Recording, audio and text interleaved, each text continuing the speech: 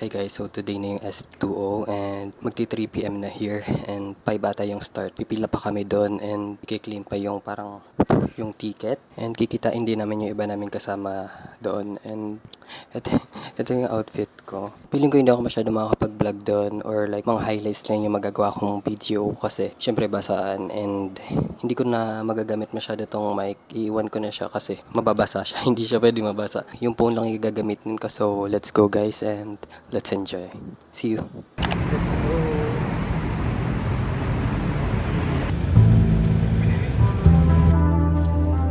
โปรดตรวจสอบริบแบนก่อนซื้อ We're gonna get the wristband muna. Here. It's liquid? Okay, that's good. S2O. Day 1. Day 1 pass. Ito na yung wristband nila. ออเดอร์ VIP แสดงต่อเจ้าหน้าที่ขอบคุณที่ให้ความร่วมมือค่ะ Let's go S2O. ห้ามที่ไม่สามารถนำเข้าพื้นที่ได้สำเร็จแก่เจ้าหน้าที่เพื่อตรวจสอบก่อนเข้าการตรวจสอบรายการของไม่สูญหายขอบคุณที่ให้ความร่วมมือแล้วมาสนุกกันให้เต็มที่นะคะ Make sure to check the Hey guys, andito na kami. Good thing wala masyadong tao. I mean, like, siguro nasa loob na sila. มั่นใจด้วยว่าของจะปลอดภัยและไม่สูญหาย Hindi siya super crowded. Madaming iba't ibang lahi dito. Nandito na ata lahat. Nag-top up kami. Or like may mga bibilin sa loob at yung ginagamit. Nice, no?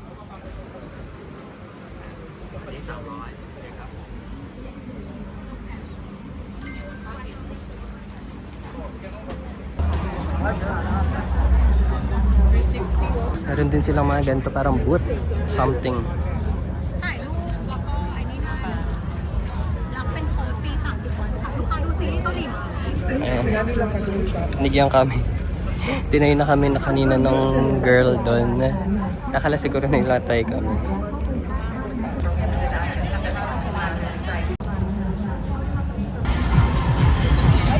Ayan, nakapasok na kami. Hindi na ako masyado makakapag-talking vlog dito kasi nakalagay na yung phone ko sa may lagayan ng phone para hindi mabasa. And itatry ko na lang mag-voice over if kailangan.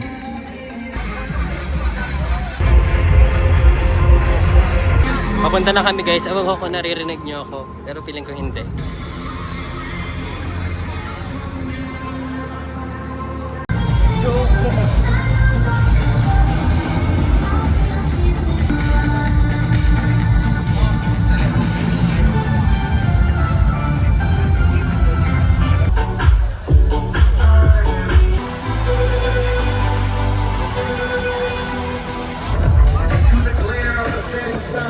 Ayan, nakapasok na kami and kung nakikita nyo medyo onti pa lang yung tao. Mamaya sobrang dami niyan kasi hanggang 12 midnight tong event and medyo maaga lang talaga kami.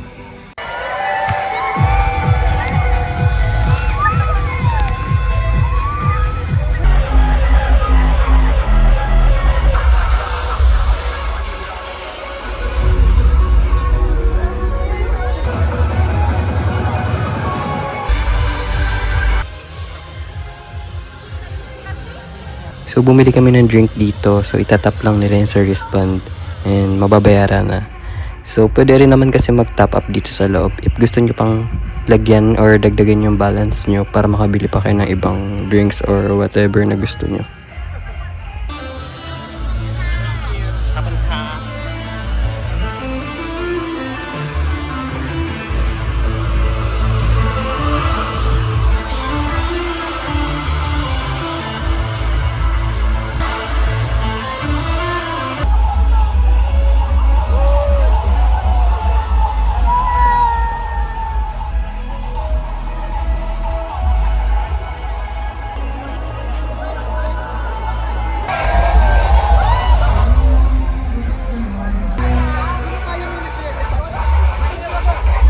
Nagbay ulit ako nito.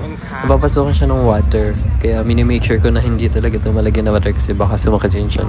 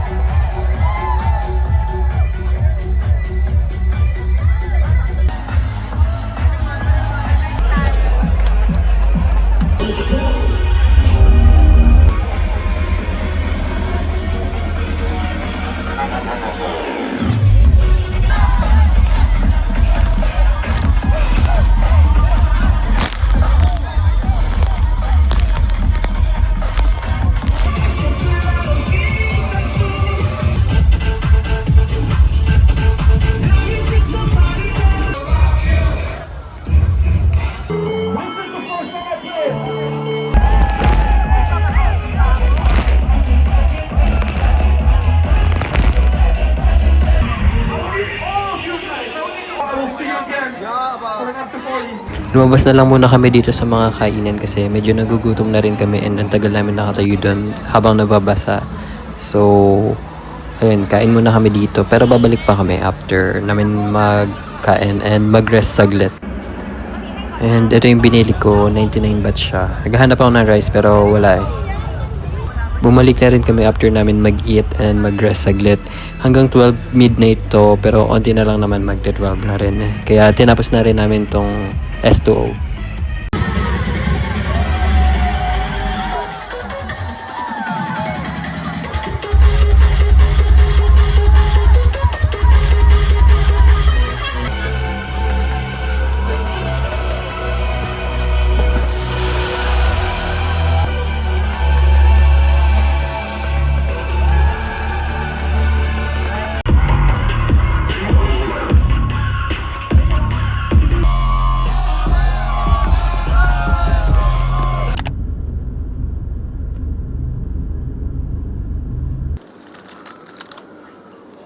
Cheese. Siguro later na lang. Hindi, pwede rin. Tapos, rice na. Puro maang-ang.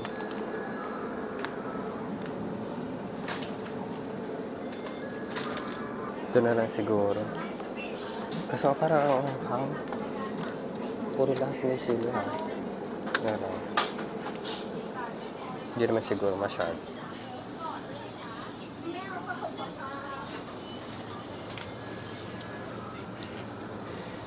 Ito na lang binili ko. Kuha din akong banana.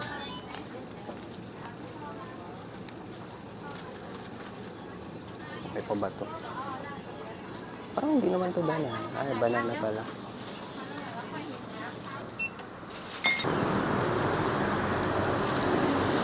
Mag-lunch lang muna kayo bago kami pumunta sa Songkran.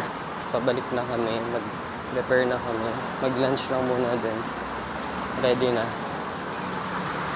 Hi guys, so kakatapos ko lang mag-ready. Papunta na kami dun ngayon and ito yung outfit ko. Ganito lang.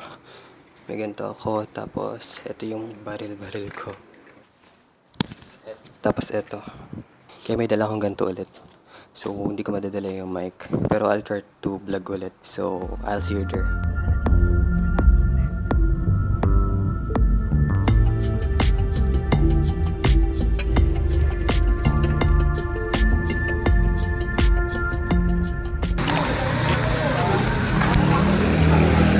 Nabasa na agad ako, hindi pa ako nakakapag-start. Mga kasama namin sila.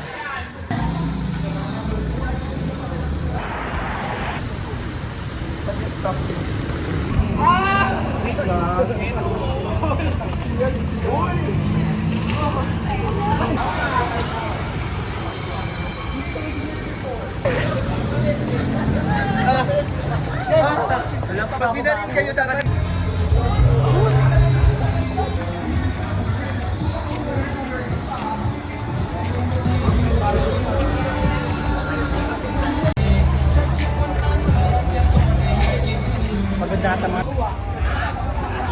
Madami din pagkain dito sa mga gilid. Pero don't worry guys, hindi naman nila binabasa yung mga kumakain. May respeto naman yung mga tao dito.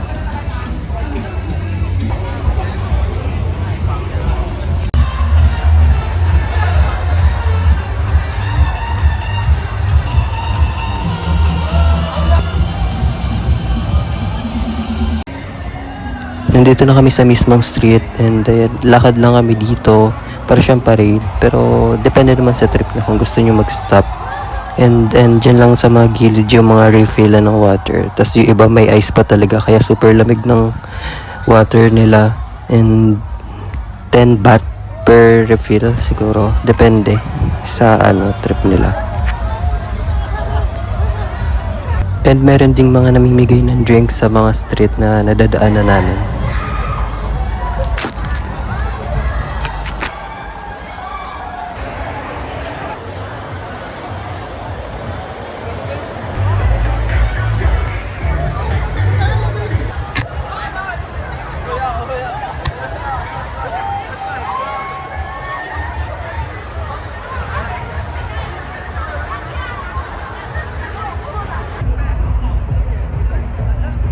Nandito naman kami sa area ng partihan with DJ.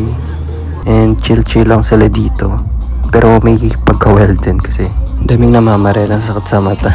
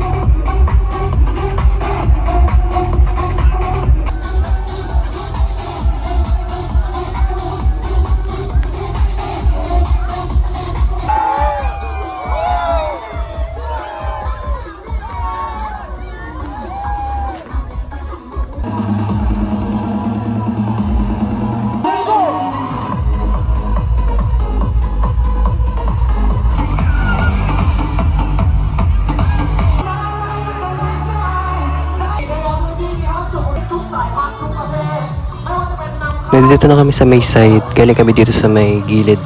May mall kasi dyan. Nag-share lang kami. And nagpipicture-picture lang kami dito.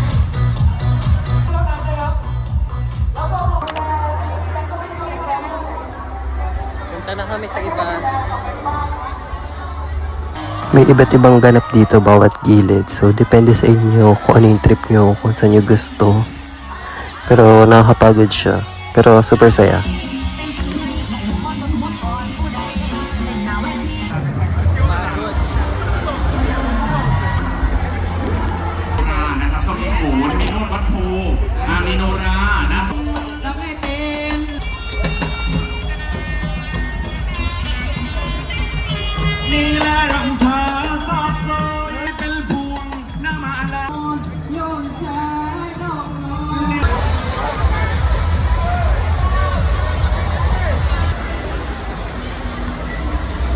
Hello, so umalis na kami dun sa basaan and naghahanap na lang kami ng kakainan and trinay ko muna tong street food. Hindi ko alam kung ano yung tawag dito pero para siyang longganisa, I'm not sure pero hindi siya like matamis. Comment below kung alam niyo yung tawag dito.